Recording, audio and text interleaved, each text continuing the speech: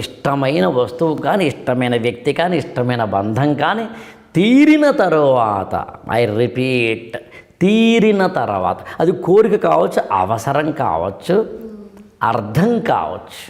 అంటే ఇద్దరు కలిసి పనిచేస్తున్నప్పుడు బిజినెస్లో నువ్వొక పని నేనొక పని చేయడం మొదలుపెట్టి ముందుకెళ్ళిన తర్వాత ఏదో ఒక టైంలో నువ్వు ఏం చేస్తున్నావురా, ఏ పని చేయకుండానే అన్నీ నేనే చేస్తున్నాను కదా అని ఈ రథం నాతోటే నడుస్తుందని నేను, నీతో నడుస్తా నువ్వు అనుకోవడం మొదలు పెడతావు. ఎందుకంటే అక్కడ దానికి సంబంధించిన ఏదైతే ఒక అర్థంతో, ఒక అవసరంతో, ఒక ఫంక్షనింగ్ అంటాం, ప్రకార్యము అంటాం, దాంతో నేను తీసుకున్నానో అది నువ్వు చేయట్లేదో అనిపించవచ్చు, నిజంగా చేయకపోవచ్చు, చేయాల్సిన అవసరం కూడా లేకపోవచ్చు.